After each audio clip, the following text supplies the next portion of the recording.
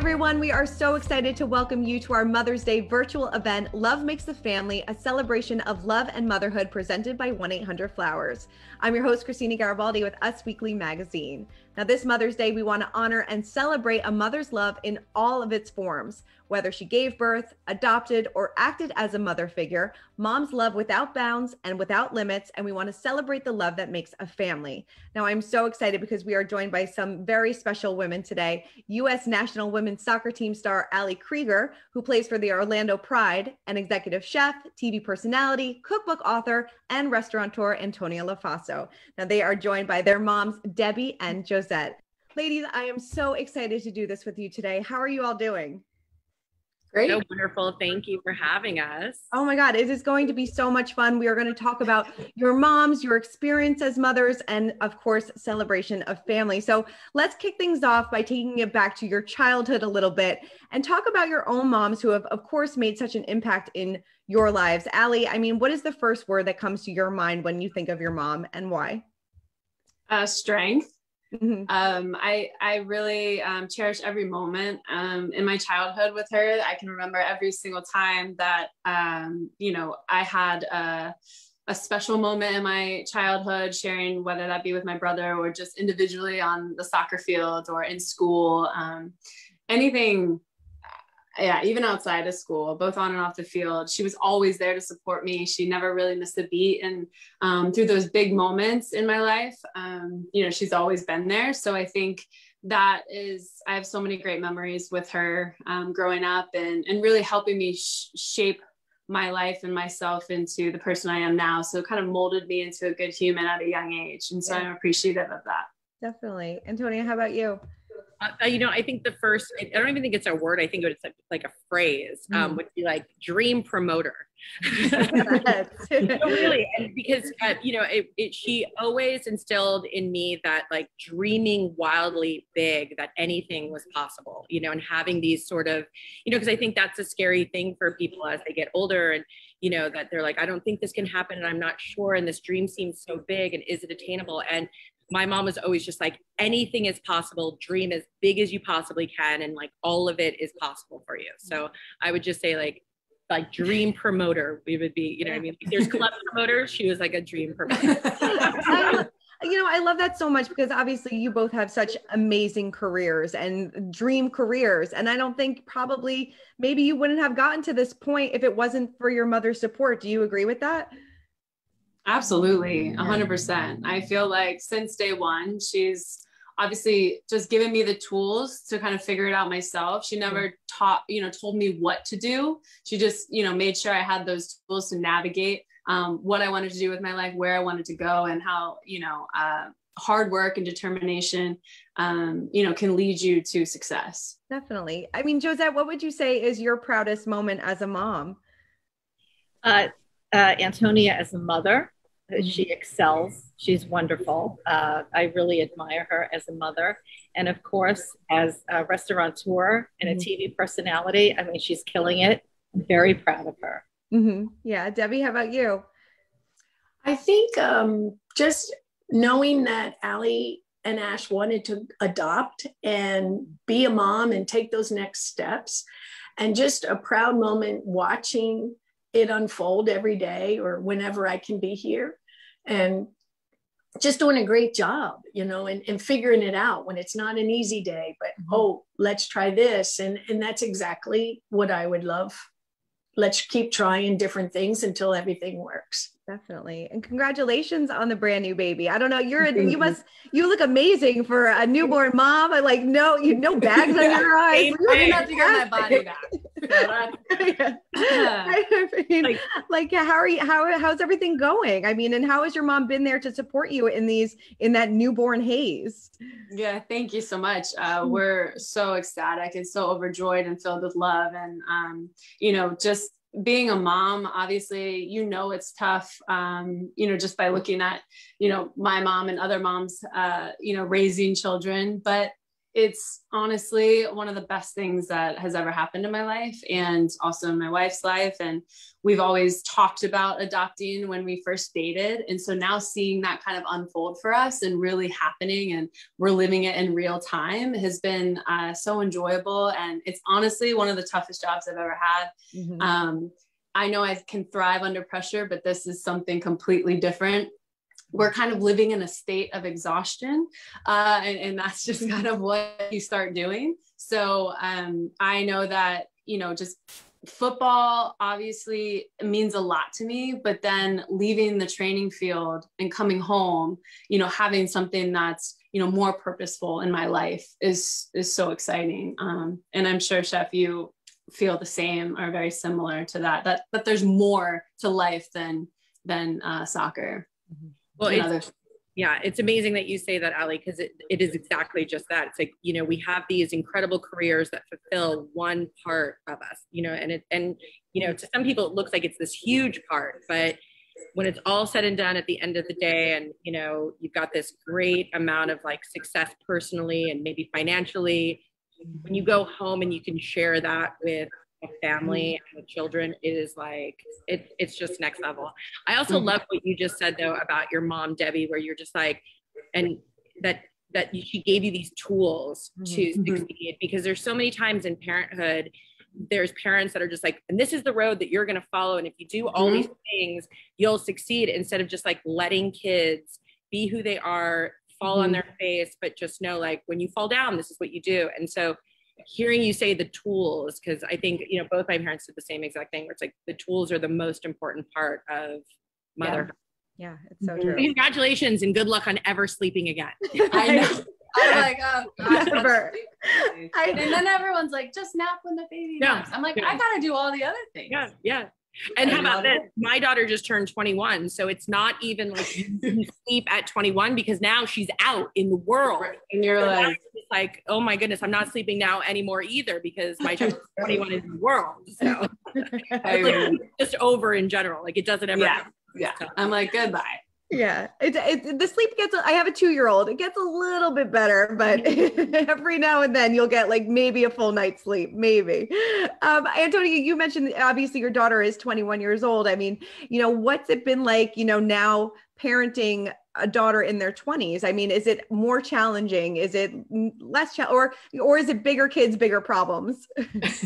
Yeah, I mean, I just started sweating when you asked me that question. Not yet. Yeah, exactly. My mom every once in a while is like, if she was anything like you at this age, I was like, oh my God, stop reminding me. So, you know, it's all different seasons, you know, and that's the only way, the best way to describe it. It's like you live your life in all these different seasons. And so, you know, it's hard in every season and it's blissful in every season. So it's just different problems, you know, instead of being like boys at 13 or, you know, oh my goodness, my heart is broken or whatever it is. It's, you know, now I'm not doing enough. And what should I be when I grow up? And I was like, oh my goodness, like it's just a whole list of other dilemmas or excitement. So it's just seasonal. Yeah, no, I think that's I think my mom tells me too, like even just now I'm going to be 45 this year and, you know, it's still the same thing. So, right. I think that's so true. It is seasonal. Every stage of life that they have is a new adventure. And Ali, you're going to learn that as well as it all goes. And I'm sure your moms are going to be there to kind of guide you.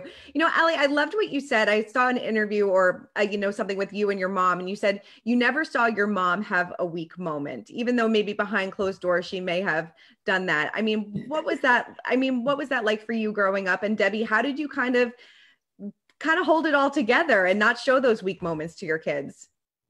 Well, I think I did once in a while. I, you know, break down, but you gotta just put that aside, because the bigger picture is you have 2 kids staring you in the face, and your life can't just end right there, you know, because something bad happened to you or to the family unit. And you just have to go on. You take it day by day, and you put the kids first. And that's what I tried to do.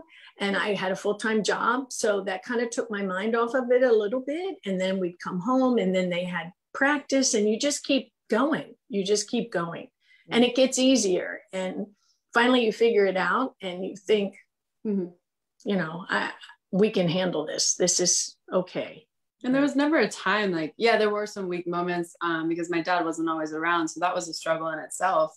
But there was never a time that I, would ever feel like I didn't have money to go to the movies, or I wasn't allowed to go here or there with my friends, or, she was always at my soccer game. She was always taking me to practice. She was always there. I never felt like, yes, I did know I did understand the word no, but there was never a moment where I felt like I didn't have her support if she wasn't physically there with us.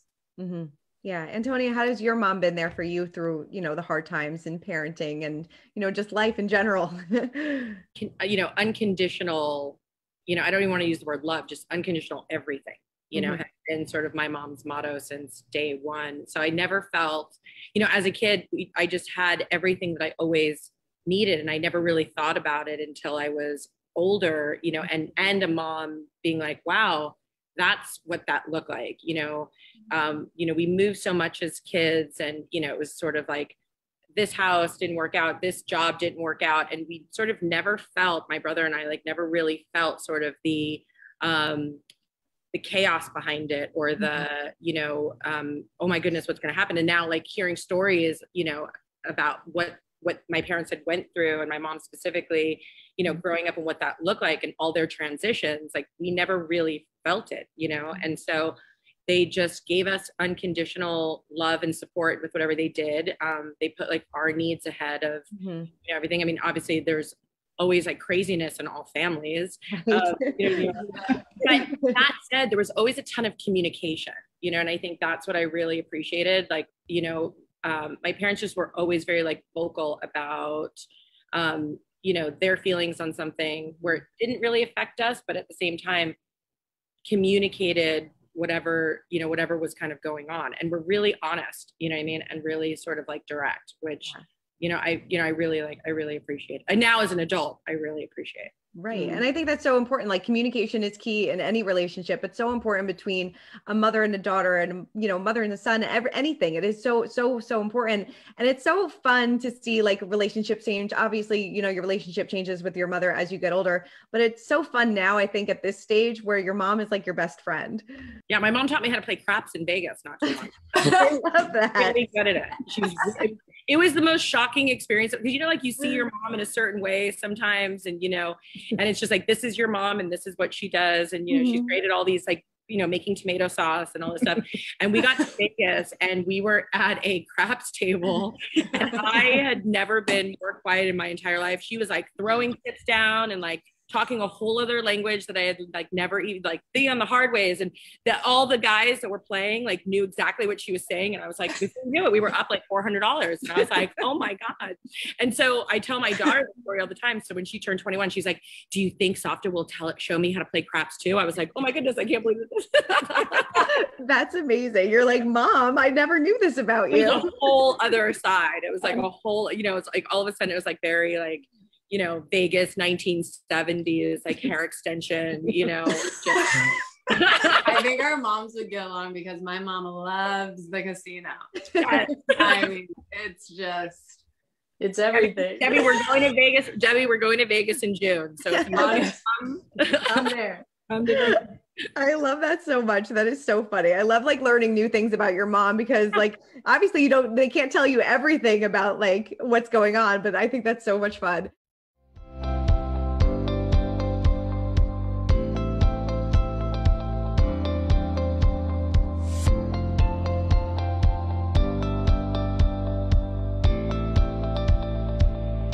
Antonia, you talked about, obviously food has always been part of your household. How did you and your mom bond over that, growing up? And did you have any fun family traditions in the kitchen when you were growing up together?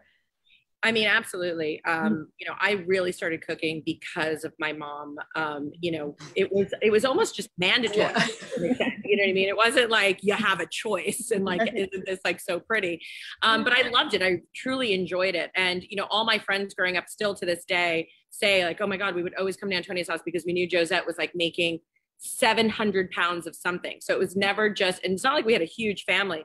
There was only 4 of us. So it, there was just gallons of tomato sauce and buckets of pasta, always at my house. And what I really remember, and I talk about this often because it's one of, you know, at Scopa, it's one of our like main dishes is rice ball. And she would set up like assembly lines of us, and we were young and, you know, frying things in oil, and it didn't really matter what the equipment was. And it wasn't like precious, like don't let the children touch the hot stove. It was just like learning to use the pot of oil that was like this bigger than me. And because of course we needed, you know, more rice balls in the refrigerator, you know, to feed an army for the entire September. So it was like, yeah, so like we were always cooking in volume for some reason. And so yeah, I mean, all of my memories of my parents, my mom specifically, like they had a deli when we moved to Los Angeles, and she showed me how to wait tables for the first time. She like, I was, you know, 12 years old. Yes, I get it. 11 or 12. 11 or 12. Yeah, we don't really know if that's Labor legal, laws. but yeah, labor laws. Whatever, it was a long time ago. I'm totally fine and safe for whoever's listening. But, you know, it was skills that were like, you know, how to interact with the general public, how to communicate with the general public, how to be of service. And my mom was incredible at that, or is still, but I mean, you know, she doesn't do it anymore, but she really taught my brother and I, and now we're both in that business. My brother owns a boxing gym. So we're hospitality people. Yeah. And that really came from my mom showing us how to be hospitality people. I love that. I think that's so great. How about Allie and Debbie? What are some of the traditions that you both had growing up together? I just always felt like we were doing fun games together, or, you know, I had sleepovers with my friends all the time. And I don't know, you always made like holidays and parties and the house feel welcome for guests and my friends. And I don't know, it's at one point, I remember just in high school having a bunch of my friends over in the basement. She'd rather have everybody there, you know, hanging out and having a good time than us be anywhere else. So she would come downstairs and hang out too, and, you know, be a part of the fun. And I just really enjoy that because you are also, you know, very personable and very communicative, and you're also very honest and blunt. So it's just, I don't know, you're enjoyable to be around. And she always made it a safe environment for us to live in. And like a fun environment. We would have like, I don't know, we would have food fights at the table sometimes randomly. I love that. Like, and then, you know, months later there would be like, you know, smashed mashed potatoes like on the top of the fan. Like it was just a fun atmosphere. And I remember just laughing a lot, and, you know, just having my friends would also come over to the house, and I would be upstairs in my room and not even know that they've been here for hours. And she'd be like hanging out with them downstairs. And I'd be like, was anybody gonna tell me that you're here? Should I just leave? Like, so, you know, I just remember it being really fun and active and just a healthy, safe environment to live in that you created for us, which I appreciated. Yeah. Antonia, food fights at your house too? I mean, I love no that rice balls thrown around. I love that Allie just said food fights, because that just made, there were some, opens up a whole new world. A whole new world. There was one specific, fights. Not even just like with the kids, it was my mom and my dad. I don't know why I'm whispering that, like I'm in trouble. Like everyone can hear. So my mom had thrown something at my dad in the middle of, I think it was like we were having a big family something. I think it was like a christening. It was a birthday. It was Bubby's birthday. It was a birthday party. And before you knew it, my dad brought that garden hose in from outside, like attacked her inside of the kitchen with the garden hose. And I just remember standing there being like, oh, I love that. Yeah. Oh my God. Who cleaned up that mess? Not me. I don't remember how it got cleaned up. I was like, I did. We were the adults that never had a childhood. I love that. Well, that's never grew up. They never grew up. No. I mean, that's what makes it fun and creates such wonderful memories that you all have together. You know, Allie, you mentioned before that your mom is always very honest with you. And, you know, we have said that, you know, a mother's love is boundless. But was there a moment in either one of your childhoods where you were scared to go to your mom for something, but her unwavering support surprised you a little bit? You're like, you know, when you had a bad grade at school, you're like, oh no, my mom is going to kill me. But like when you go to them, they're like, everything's okay. It's going to be okay. You know, looking back at it now, I was a child that was super shy and held a lot in internally and didn't know how to articulate my feelings as well as I do, obviously, you know, now with therapy and some guidance, and able to be more vulnerable. So, you know, I think that nothing really shocks me. I could never be shocked. I tell my students that all the time, and they just stand there and I say, tell me, you can't shock me. I'll just deal with whatever you're going to say. We'll figure it out. I think one time that Kyle and I got in trouble, like deep trouble, was when we lied, which was, you know, I can't even lie. It makes me feel so uncomfortable. But that moment, probably, you know, I don't know if I was like 11 or 12. We took Hannah, our yellow lab, around the block for a walk, but we only went halfway and we cut through the backyard, and they saw us. They saw us like come down the hill with her, and then we stood there, and she's like, so how was the walk? You know, how was the walk around the cul? You know, it was like this big, I don't know, it wasn't a cul-de-sac, but it was just like a neighborhood. Yeah. And went in a circle, but we like knew the shortcut, and Kyle and I were like so over it, so we just like took the shortcut down the backyard where they clearly can see us outside, and we just completely lied to our parents about, no, we took her for like the longest walk around the whole circle. And they were like, oh, did you? Because we just saw you walk down the backyard. And so I felt so bad. And it wasn't even about not taking her for a long walk. It was about lying to them. And so I think that was a moment where I was like, oh shit. And it was like something that's so simple, but like that was her worst moment. I mean, oh my god. Yeah, but just lying, the fact that we lied to her, right? Like I was like, oh my god, am I gonna get grounded? Like what's gonna happen? So I remember that and feeling terrible about that. Yeah. Always getting caught up in a lie with your parents never was a good thing. Yeah.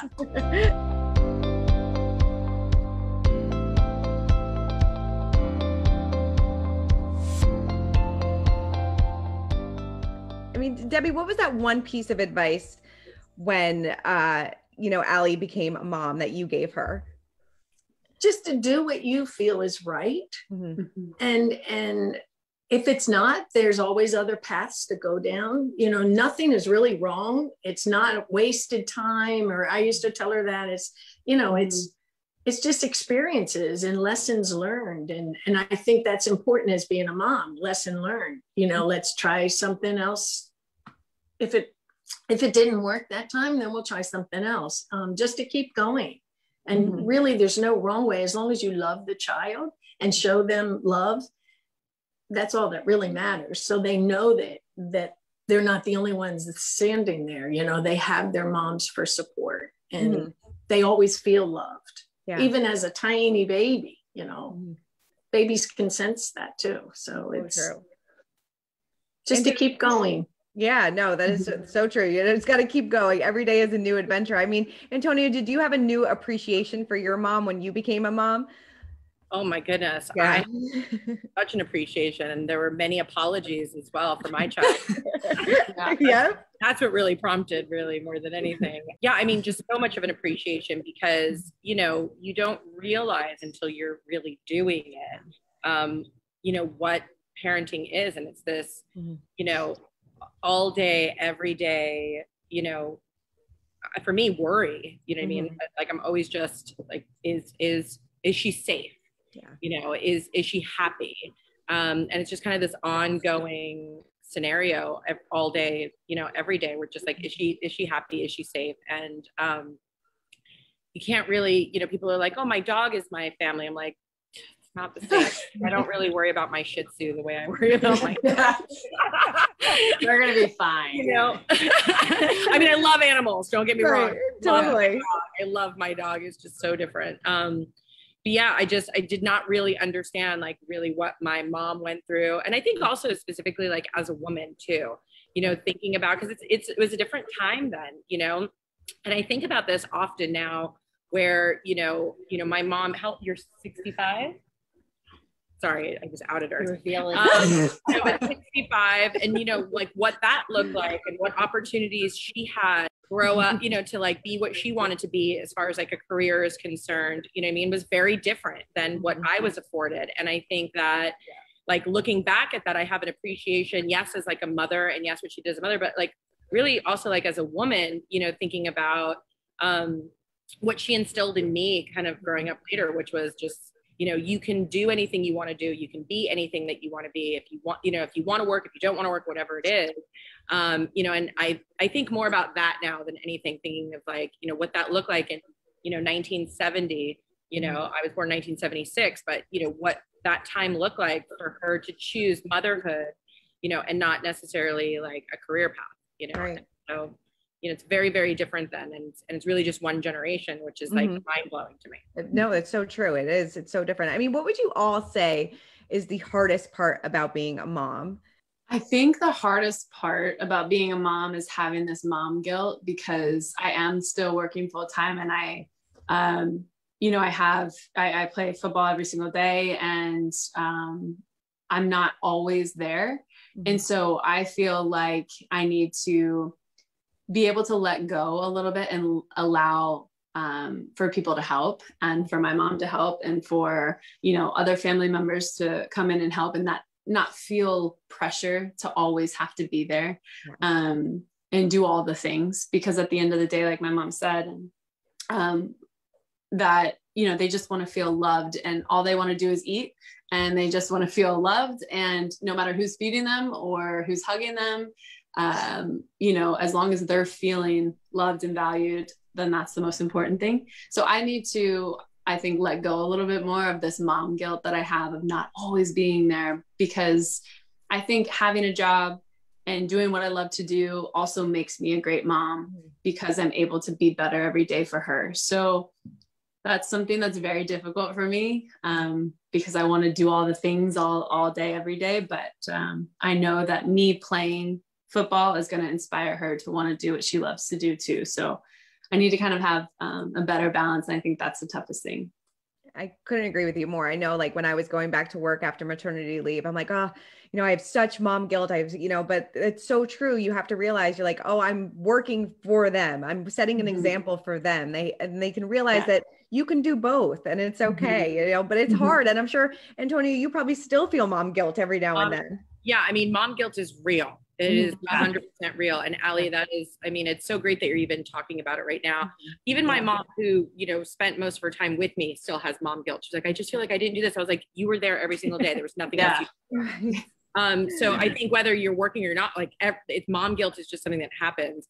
The only thing that I could say, because my daughter's now 21, what she says to me now makes everything worth it, where she's just like, I'm so happy you worked. I'm so happy that that is my example. I'm so happy that I have you to look up to. Like, she is so animate about that, which makes me then go back to all of those moments where I was completely and totally distraught. I missed school events, parent teacher conferences, plays, the list goes on and on and on. And, you know, and for me, it was a real thing. And honestly, it's just been the last like year or so that she's in college and has developed into her own, that she has said everything that you did by showing me that you love to work and that you did care about yourself and that you did set that example is now an example setting for her. You know what I mean? I love that. Moms, I mean, we can't do it. You know, listen, it never looks pretty.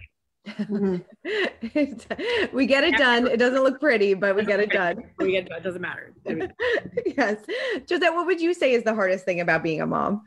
Well, mom's guilt is definitely apparent in my life, and I'm half Jewish, so it's more intensified. I would say I would agree with my daughter that there's always the questions: did you do enough? Were you enough?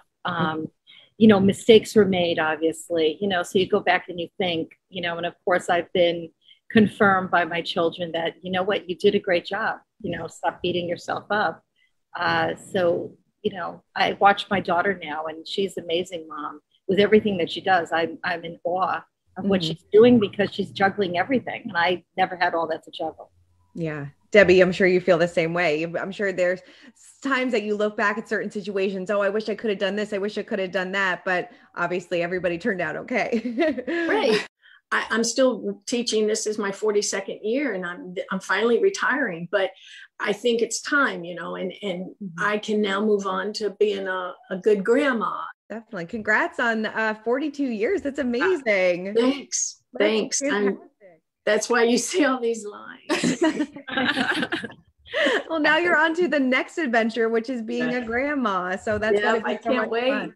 And she had 2 kids under 2. So she was trying to be mother of the year, but I don't know how she did. I look back and I'm like, I don't know what you did or how you did this, but I can't imagine. Well, everyone had clothes on and they were fed, and that's all that mattered. All that matters. I mean, for Debbie and Josette, I mean, what was it like seeing your daughters be mothers for the very first time? I mean, I'm sure that's like such an amazing feeling and an amazing experience. Josette, why don't you kick us off?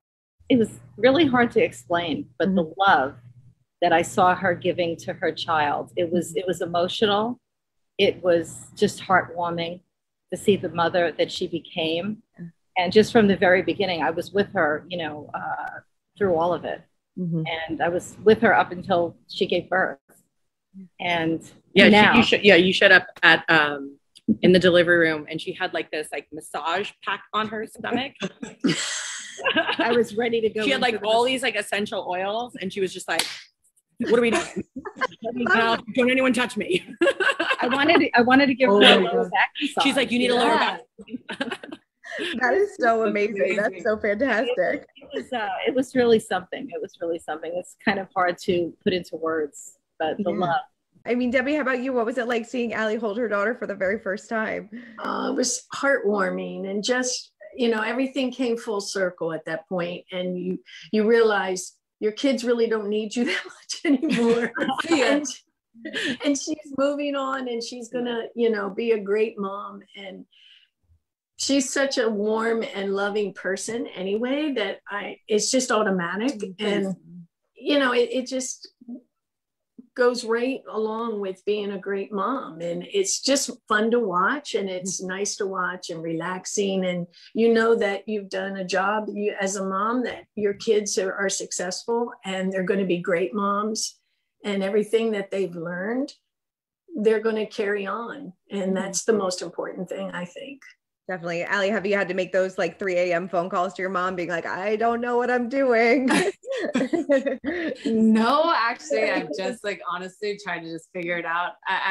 Sloan has been such an easy baby. I know that could change drastically. So I'm going to enjoy these moments. But I think the 3 a.m. bottle feeding times, they've actually been quite enjoyable, because everything else in the world, I think, just doesn't matter at that moment. You're honestly just there spending time with her. I know it's early hours, but you're just honestly focused on keeping her alive and keeping her happy and feeding her. And I just really enjoy that time where it's super quiet and dark, and the white noise is on for her to try to stay asleep, and you just kind of enjoy that moment and that calmness. So it's been really fun.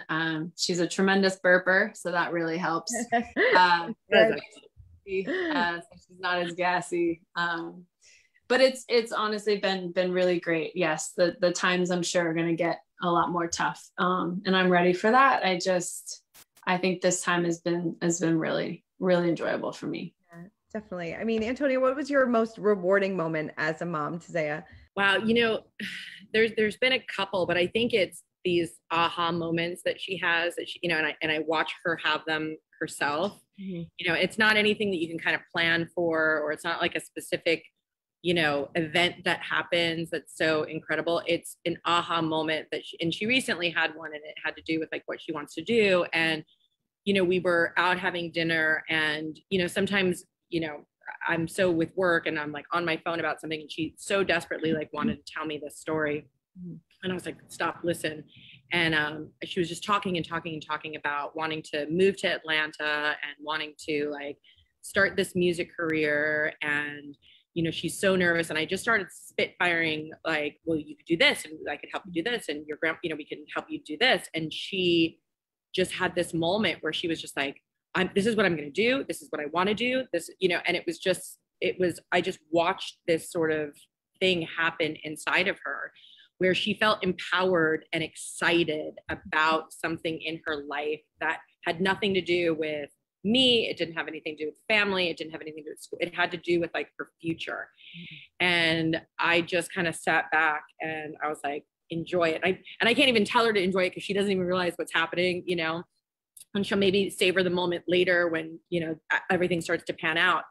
But she just had this like aha moment of like what she wanted to do. And for me, that was very rewarding, thinking like, God, all of the ups and downs and all of the, you know, fall down, get up, failure, success, you know, throughout her entire childhood has been so much.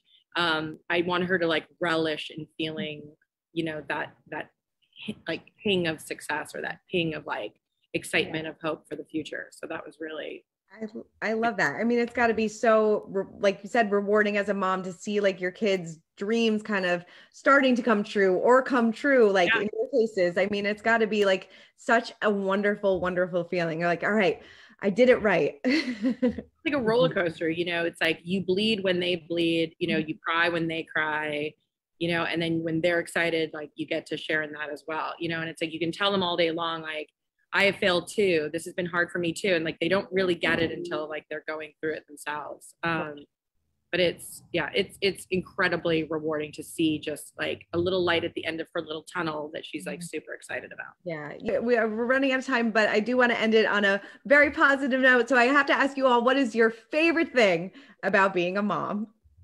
I think my favorite part about being a mom is kind of showing her how exciting the world is and introducing her to, you know, the sport that I absolutely love, and all the badass women that are a part of my team, and all my teammates who can inspire her to just be, you know, who she wants to be, and get what she deserves and fight for what she wants to, and what she deserves. So I think that's something that's really exciting, and also share my mom with her, and be able to teach her all the things that, you know, she was able to teach me, and to mold me into a good human at a young age. So those are two things, but I'm just excited about that experience, traveling with her and sharing her with the team, and all those experiences I think will really benefit her life in the future.